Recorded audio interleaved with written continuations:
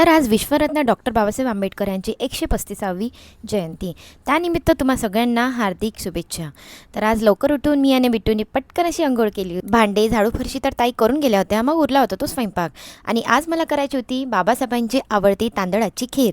ते मी आज जेवणामध्ये बनवली होती. खरं तर मला 14 एप्रिल ही आईकडेच करायची होती, पण काही कारणामुळे मला पुण्याला यावं लागलं होतं. म्हणून मग म्हटलं चला यावर्षी आपण सासरीच आपली 14 एप्रिल करून घेऊया. छान अशी दारामध्ये रांगोळी घातली होती. आज बिट्टूच्या बाबांचं पण वर्क फ्रॉम होम होतं, त्यामुळे मला पण थोडी हेल्प झाली होती. मग संध्याकाळी आम्ही छोटीशी अशी वंदना घेतली. आता आमच्या सोसायटीमध्ये तर सगळेच सण सेलिब्रेट करतात. गणपती असो, दिवाळी पहाट असो, शिवजयंती तर मोठ्याने साजरी केली जाते, किंवा मग ती होळी पण का असेना. तशात देवांच्या पालख्यासुद्धा येतात, सगळं करतात, आवर्जून सगळ्या गोष्टी होतात. पण भीम जयंती नाही. आता सोसायटीचा ग्रुप आहे, त्यावरती रोज गुरुदत्त, स्वामी समर्थ यांचे 1000 मेसेजेस असतात. त्यावरती 100 लोक रिप्लायसुद्धा करतात. पण मात्र आज एकाचाही मेसेज नव्हता भीम जयंतीचा, न कोणी कोणाला विश केलं. म्हटलं चला आपण तर विश करून बघूया, कोणीतरी तर रिस्पॉन्स करेल.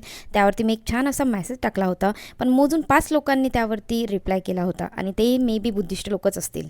आता मी त्याला रिप्लाय तर नाही म्हणू शकत, पण नॉर्मली असा एक हार्ट पाठवला होता बस. आणि आमच्या फ्लोअरचा सुद्धा एक ग्रुप आहे, त्यावरती पण मी छान असं सगळ्यांना शुभेच्छा दिल्या होत्या. पण सगळ्या बायकांनी तो मेसेज बघितला, पण कोणीही त्यावरती रिस्पॉन्स केलेला नाही. म्हणजे तुम्हीच बघा कितीही कट्टरता. ज्या माणसांनी ह्या देशासाठी, फक्त दलितांसाठीच नाही तर ह्या देशांसाठी इतकं सगळं केलेलं आहे, त्या माणसाचा इतका राग, इतकी कट्टरता. आज ह्या ज्या बाया जॉबवरती जात आहेत, इतकं कमवत आहेत, ते कोणामुळे कमवतात हे यांना माहिती आहे का? माहिती असतं सगळ्यांना.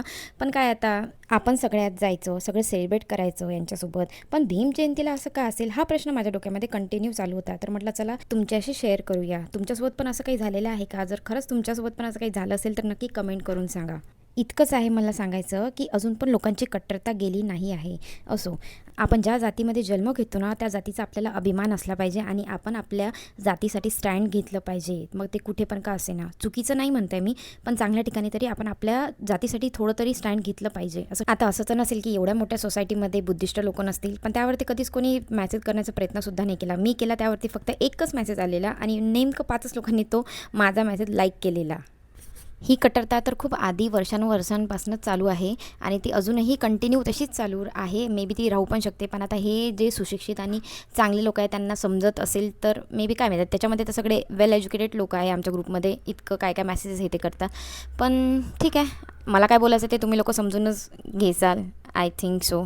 बस आपल्या गोष्टींशी प्रामाणिक राहा. जर कोणी काही करत नसेल तर आपण स्वतः करण्याचा प्रयत्न करा. तर मग आम्ही पण छान अशी भीमजयंती आमच्या घरामध्ये सेलिब्रेट केली होती, तुम्ही बघू शकता व्हिडिओमध्ये. तर असा होता आमचा आजचा हा दिवस 14 एप्रिलचा. तर परत भेटूया उद्या नवीन ब्लॉगमध्ये. Okay, bye. जय भीम, जय शिवराय.